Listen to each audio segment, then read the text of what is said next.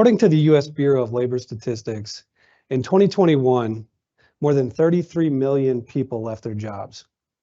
Last year, in 2022, that number increased to a record 50 million. Let that sink in.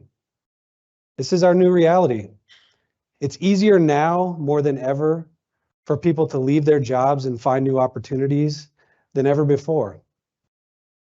And as we start to pull back the layers to better understand these trends, we find that employee disengagement is one of the leading factors in these high turnover rates.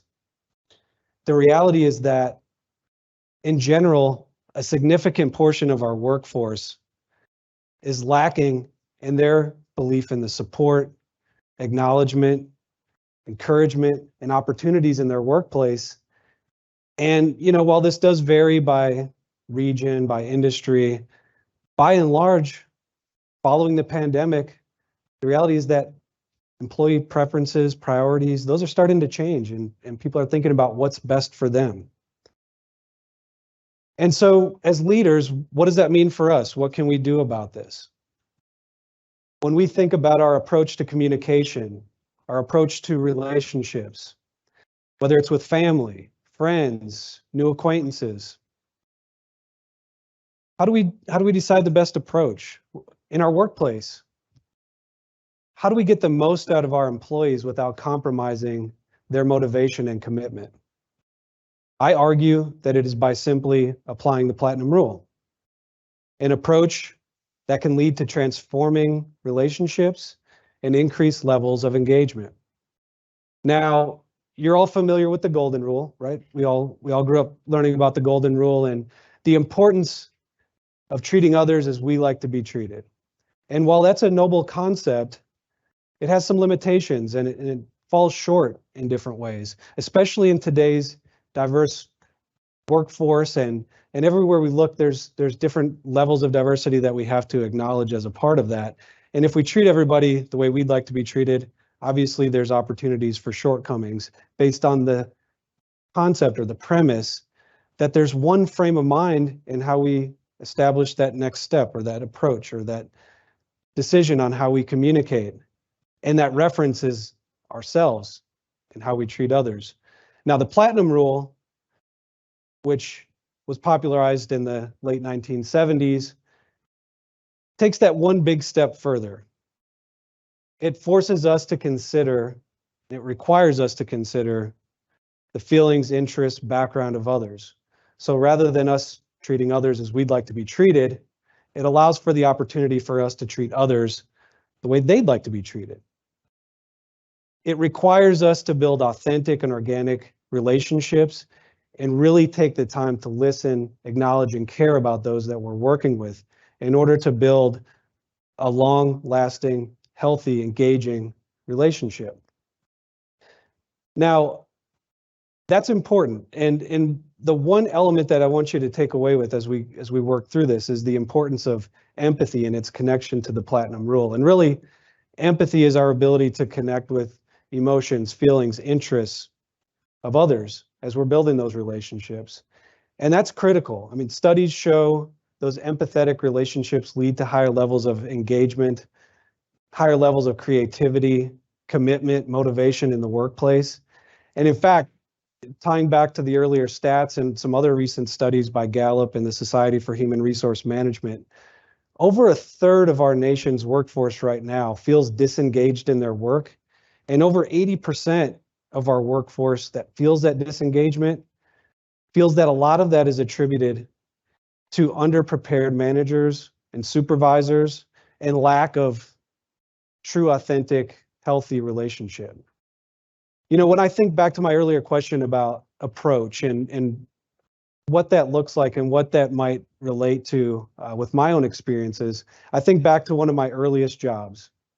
I was on a team, I had a manager who was very extroverted, very spontaneous, and often in our team meetings, he would call people out on their performance or their individual dealings rather than having personalized individual conversations. And as you can imagine, it was well received by some, but many not so much. And like the recent trends, that led to disengagement, and many of those team members ended up leaving for other opportunities. Now, that's just one common example. You all can maybe relate in different ways on how the golden rule can fall short when you're assuming those preferences or styles of communication. I also think back to one of my earliest courses that I taught as a part-time faculty member. Years ago, it was an intro to management course. It was primarily geared toward first and second year students. And as I was preparing for that course, I thought back to my outlook on life and where I was as an 18 or 19-year-old. And at the time, I had very little work experience. And if I was thinking about that content in an intro to management course, I would have a hard time connecting to it. So as I prepared for that course and as I outlined my first few weeks of the lectures and material that we'd be covering, I went into it with that assumption. And quickly I realized I was way off. As I started to work through some of our initial reflective assignments, it was clear that over half of the students in my class were working while they were attending school. In fact, a few of them were managers themselves. So as I came to that realization, I decided to change my approach in the class, provide more opportunities for open dialogue in our classroom. And immediately we started to feel a different energy through that discussion that really tapped into the students' personal experiences and what they were going through and what they had questions about based on those experiences. Naturally, everybody related to the content much more effectively, and as a result, they retained it much more efficiently. The results showed that, and we got more out of the class in general. Now, that's one example where the platinum rule worked out in my favor, and you all can probably think about different examples, not only in the classroom, but in other settings in our workplace, where that might be applicable or a situation that you've been a part of. All that to say, there are different lived experiences that we have that we can learn from. And as we think about applying the platinum rule, there are different approaches that we can take to help better establish that. Starting with listening, moving into acknowledging, and then caring. Starting with listening, this is a real critical piece in anything that we do, but especially in leadership. If we don't demonstrate active listening techniques, it's really difficult for us to build those authentic relationships and cultivate that empathy and the organic nature of what we're trying to achieve with our relationships. So listening, for starters, we think about our day-to-day. Just think about the type of communication that you're involved with. There's a lot of one-way communication that happens. Just think about for a moment how many text messages, emails, direct messages that you receive on a daily basis, maybe voicemails in there as well. There's a lot more talking and one-way communication than there is active listening going on. And I think we all can agree that if we can build more of those real-time discussions, there's a lot more opportunity for understanding and connection to take place. But we can't stop there. When it comes to active listening, the reality is when we're having these discussions, when we're having these when we have this real-time dialogue, there's different things that happen. You start to process information differently depending on your personal characteristics and your preferences. So just think about that. When you're talking with somebody, you hear at least two voices.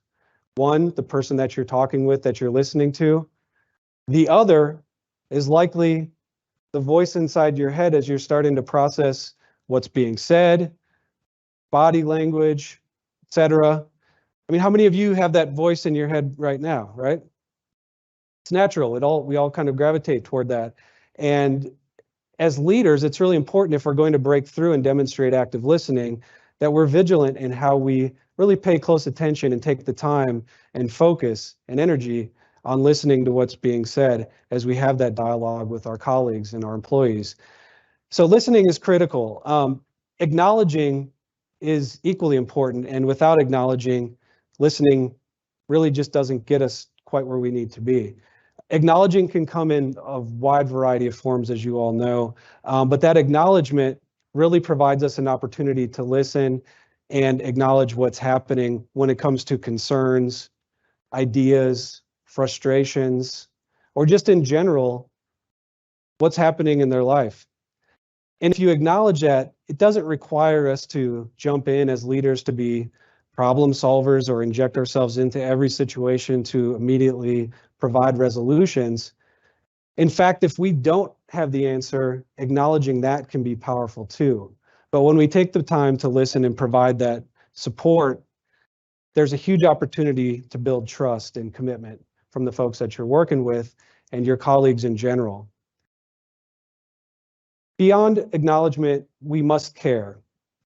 Providing care, that can also look different depending on the circumstances, but if we listen, we acknowledge what we're hearing, and we provide opportunities for care, and we establish an environment that prioritizes that, then we start to move things forward in a way where our employees and our colleagues feel more supported and feel like there's an opportunity, a safe zone to express interests, express concerns, express ideas, and know that they're not only going to be acknowledged, but there's going to be care that follows that.